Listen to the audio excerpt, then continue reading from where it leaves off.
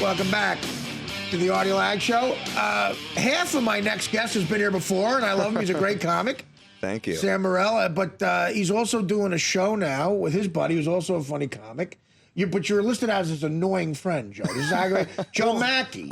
He wrote that, so of course. It says Sam and his annoying friend, Joe Machi. Well, that's his opinion. I'm not. Well, how do you feel, Joe, about that? Well, I mean, I feel pretty good because if we get the people to go to the show, they'll call me the funny friend. Oh, okay. Unlike this guy, not a good joke writer. Now, what is the show? Wow, you guys are really, you guys are plugging each other. Yeah, he comes out of the gate. Got to come out swinging with this scoundrel. You know, I've never seen worse promotion for a show. You're annoying and he's a bad joke writer.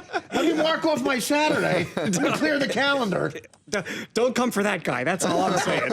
What were you? Where do you guys? Tell me what the show is, Sam. What is it? Well, we just switch off hosting at Caroline's. We put our friends on it. It's pretty fun. It's a good show. We get good comics. We had a great one. We had Colin Quinn do one of them, and that's great. And this is when we thought it was a good idea to go up together for some reason. You know, I've tried that with buddies. It's hit or miss. When it hits, it's great, but then you really feel stupid. Yeah, well, it didn't hit. When it's not hitting. It didn't hit at all. And Joe is a joke where he's like, something seemed like a good idea at the time. That's a setup. So when Colin went on afterwards, he goes, speaking of something that seemed like a good idea at the time, you know. And yeah, Colin will eviscerate. His first 5 minutes were about how terrible we are and killed. Yeah, he'll eviscerate you. Some people you think have a nice heart until they get up there and they eviscerate. Well, but that's good that you see. Listen, man, you go through that, you can go through anything. I think that helps sort of your comedy chops. Oh, yeah. Do you feel that way, Joe? Yeah, definitely. Things not going well is what it's what really helps a comedian. Yeah. Yeah, you almost feel at home that way. Yeah, like I bombed twice tonight, and like here and where else? That's not fair. You don't want to tee up an overweight, older, bitter comic. I bombed at you the go people. After me, Artie's coming for you, dude. That's what happened. Why don't you two be on the show against me? Me, Colin, and Sam are going to just gang up. That would actually be a funny thing. You get three veteran comics who are just mad, just eviscerating a rookie who does nothing to deserve it at all. But so how did you guys meet? You guys met, Sam, you said. We did a comedy class at the comic strip years ago, and most people are either lunatics in these classes or they quit. I could imagine. I've never taken one. Yeah. I have good buddies who, have taught them. I could only imagine. You meet some people who are probably future great comedians, or I could imagine the attention-starved a-holes you must meet. You feel evil bringing your, because like at the end they have a graduation show, so and you gotta feel bring people evil bringing your friends to these shows because it's like $9 beers, and then there's like a crazy person that goes on. You want to say it's terrible. You're bringing your friends. He's right. It's $9 for a rolling round. Wow. And then you run out of friends quickly because they're like, I'm not doing this again. So then they ended up barking for years, just handing out flyers. Me and a lot of. Did you ever do the homeless? I would take homeless people. Yeah. I would pay for homeless people to go. I'd say, you want to be warm for the next half hour? And I would pay it a tab. I wouldn't want to take friends there. And sometimes they would stink and Well, you said you bombed tonight. Seriously, where did you bomb? Oh, I was at the People's Improv Theater. I was on a sketch show telling jokes, and sometimes the two just don't mix. Yeah, they don't like that in sketches. They want you to be an actor and really get the laughs out of the character or... Yeah, and they like cuter jokes, and sometimes like our stuff's a little dark, and it just... This guy's got skeletons in the closet, man. Don't be fooled. I can imagine. Yeah. A lot of demons. Like, what's the dark? Without you got to be clean here, unfortunately, we're on regular radio. But how dark? Like, what do you mean dark? What? Well, my opening joke was about how friends don't let friends drive drunk. So I was at this party. They never say that friends don't let enemies drive drunk.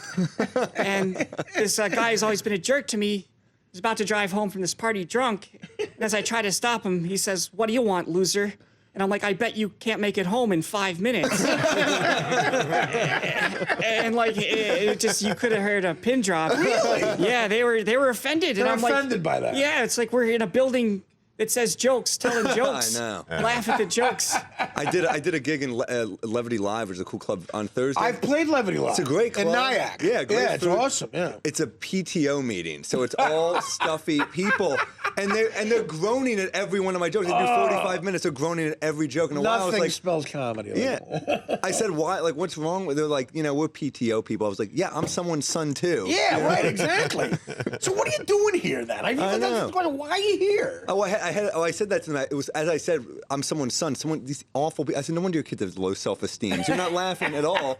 And I said, I'm someone's son too. Some lady yells out, I thought you said your dad abandoned you. I was like, that's not my fault. Jesus Christ. Way to help out.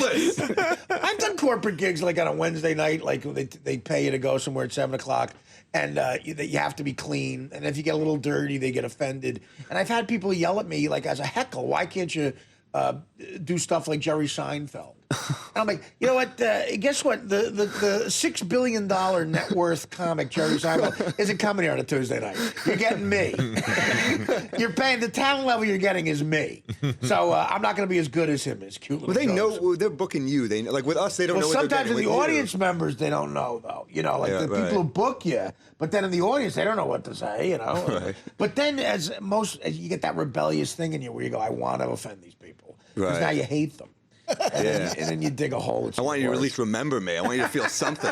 Right, exactly. I want to be the guy who ruined your PTO. I tell them not to laugh because I want it to be my fault. Like I don't want to give them that power. Right. They're not enjoying my jokes. I want to be the reason you're having an awful time. Whatever event you're celebrating, I want to be the reason it sucked. Yeah. Well, how often do you do this? Every night. Every night? Yeah. You do this show every night? Oh, no. We're weekly. No, I mean like a show. Oh, we do it. It's Sundays at 9:30 every Sunday in I think March and April, and it's been great so far. It's been fun. Do you guys feel like you're kindred spirits? We're like polar opposites. Like I'm the guy that gets all the chicks, and Sam's kind of the Is I'm that the guy true? that shy by the loser. bar, I would have thought the opposite. Well, the only thing is, it's a Caroline, so we get a lot of tourists. So, as you said, sometimes they don't know what they're in for. No. Exactly. They don't know what to do. And, occasionally, we've had a couple rough ones so far. So come out if you're listening. Come out if you enjoy this. Well, you seem to have eczema, too, Joe. Does that hurt? Like right here, I'm noticing a rash.